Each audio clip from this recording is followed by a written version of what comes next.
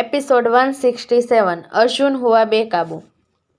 देवेंद्र रघुवेंद्र अपनी पत्नियों के साथ महेंद्र जी के कमरे के बाहर खड़े अंदर हो रही बातों को सुनने की कोशिश में खड़े थे।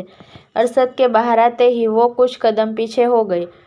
अरशद ने उन्हें देखकर भी अनदेखा कर दिया और अपने कमरे की ओर बढ़ गया। उसके साथ ही रघुवेंद्र और देवेंद्र कमरे में चले गए।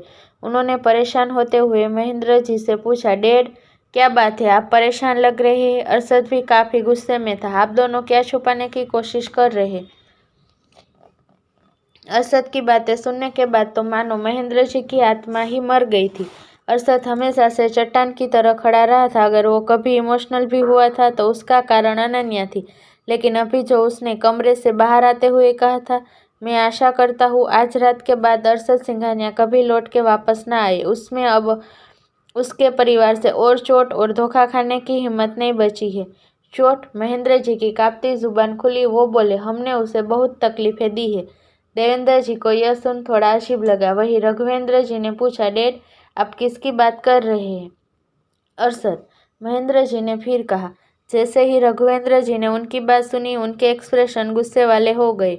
वो बड़बड़ाए, तकलीफ हमने नहीं, उसने हमें दी है। दुनिया का कौन सा बेटा होगा जो अपने ही परिवार को बर्बाद करने के लिए हर हद पार करेगा। 3 साल हमने सिर्फ उसकी वजह से जिल्लत में जिए हैं। दुनिया तो कहती ही रही जो उसे कहना था, लेकिन उसका चहेता वो मुन्ना, उसने भी हमें बेइज्जत करने का एक मौका नहीं छोड़ा, जिसकी वजह से सिर्फ इस परिवार के नालायक बेटे की वजह से उसे ना तो अपनी जिम्मेदारियों का एहसास है, ना ही अपने परिवार की परवाह। रघुवेंद्र जी ने एक बार फिर अरशद को दोष देना शुरू कर दिया। देवेंद्र जी ऐसे मामलों में थोड़े समझ से काम लेते थे। उन्होंने महेंद्र जी से पूछा, डैड आपने अभी जो कहा उसके पीछे कोई तो वजह होगी। महेंद्र जी ने धीरे से सिर हिलाया। वजह है, एक नहीं कई सारी वजह है। इतना कहकर वो रुके और उन्होंने रघुवेंद्र को देखा। उनका बड़ा बेटा, जिसके चेहरे पर चिढ़ साफ देखी जा सकती थी, वो बोले, नीलेश याद है तुम्हें। रघुवेंद्र के लिए यह नाम भूलना इतना आसान नहीं था। वो बोले, आप इस बार अचानक क्यों पूछ रहे हैं। तो तुम्हें वो याद है, बचपन में अनन्या की किडनैपिंग से पहले रघुवेंद्र सिंघानिया ने प्रसाद परिवार के बारे में डिटेल निकाली थी। दिवाकर प्रसाद का बेटा नीलेश प्रसाद, उसी की नाजायज बेटी तो थी अनन्या। वो कैसे इस बारे में भूल सकते थे। देवेंद्र जी को इस बारे में जानकारी नहीं थी, इसलिए उन्होंने खामोश रहकर सिचुएशन को समझने की कोशिश की। महेंद्र जी आगे बोले, अगर तुम्हें नीलेश याद है तो तुम्हें यह भी याद होगा, सालों पहले अरशद और उसके साथ एक और लड़का आर्मी कैंपस से किडनैप हुए थे। रघुवेंद्र ने कहा, डैड मैं इस बारे में कैसे भूल सकता हूँ। तुम इस बारे में नहीं भूल सकते, लेकिन तुम्हें वहाँ जो हुआ उस बारे में भी नहीं पता। अगर तुम उस वक्त वहाँ मौजूद होते तो तुम्हें पता होता।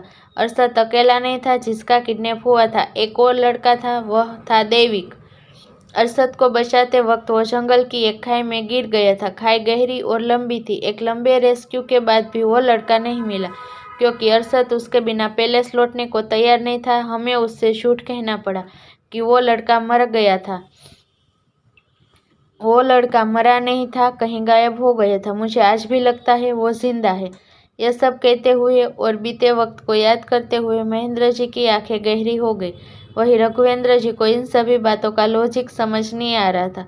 वो बोले, डैड यह सब तो ठीक है, वैसे भी जो बीत गया उसे याद करने से कुछ नहीं मिलने वाला। आप क्यों बेफिजूल की बातें कर रहे। ऐसा तो नहीं है वो लड़का हमसे बदला लेने आएगा।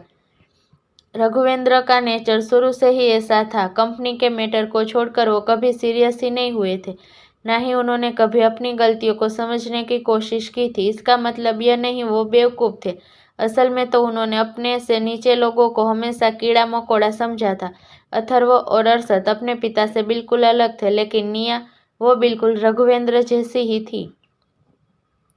रघुवेंद्र को बेपरवाही से बात को टालता देख महेंद्र जी चिल्लाए, तुम्हें समझ भी आ रहा है मैं इतना सीरियस होकर यह सब क्यों कह रहा हूँ। Dad relax. देवेंद्र ने तुरंत महेंद्र जी को शांत किया। रघुवेंद्र जी ने थोड़ा हैरान होकर महेंद्र जी को देखा। महेंद्र जी ने कुछ लंबी लंबी सांसें ली, फिर कहा, अगर वो जिंदा है तो बदला लेने जरूर आएगा। उसका पहला शिकार बनोगे तुम। अगर वो नहीं भी आया तब भी तुम्हारी जान को खतरा है। रघुवेंद्र जी हैरान होकर महेंद्र जी को देखने लगे। मेरी जान को खतरा है? किससे? उस लड़के से जो सालों पहले खाई में गिर गया था। अरे जब मैंने उसे देखा नहीं, जब हम कभी मिले नहीं, तो वो मुझे क्यों मारेगा? डैड सच में आपको आइडिया भी है? आप क्या बोल रहे हैं? सच सच बताइए, आपके और अरशद के बीच क्या बात हुई? क्या उसने आपको मुझसे यह सब कहने को कहा? उसी ने कहा होगा। मेरी बातें बर्दाश्त जो नहीं होती उसे। रघुवेंद्र जी की एक बार फिर अपनी मनगढ़ंत सोच में डूब गए। महेंद्र जी जब भी अपने बेटे को ऐसी हरकतें करते हुए देखते थे, उन्हें समझ नहीं आता था वो कैसे रिएक्ट करे। रघुवेंद्र में ना तो उनके गुण थे, ना ही उनके पोतों में उनके बेटे के। वो बोले, अरशद ने कुछ नहीं कहा, बल्कि वो अब हमारे किसी मैटर में कुछ करेगा भी नहीं। इस पर रघुवेंद्र कड़वाहट से मुस्कुराए।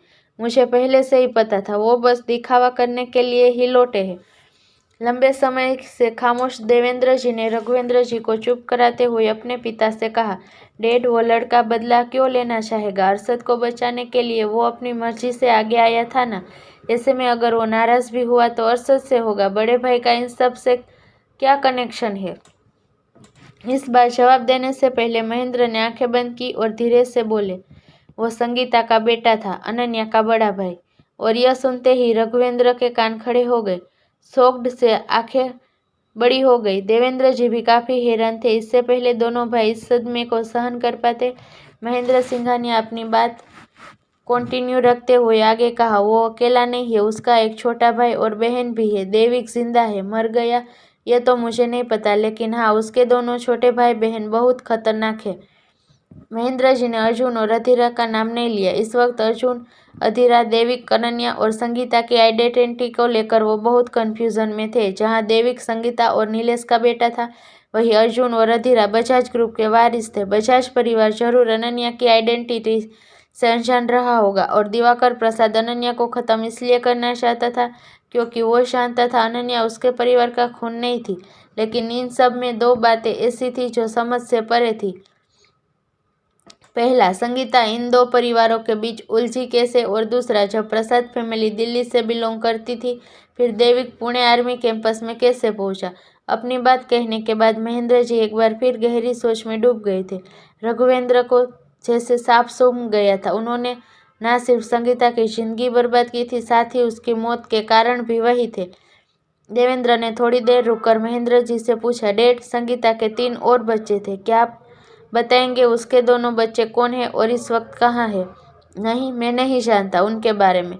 मैं बस इतना जानता हूँ, वो इस समय मुंबई में है और वो दोनों अनन्या के बारे में जानते हैं। तुम दोनों अपने और अपनी पत्नी और बच्चों को समझा दो। वो अनन्या से जितना दूर रह सकते हैं रहे, उसे चोट पहुंचाने की कोशिश भी ना करे। और एक बात, सालों पहले जो तुमने गलती की थी रघुवेंद्र, अब उस बात को लेकर मीनाक्षी से लड़ना बंद करो।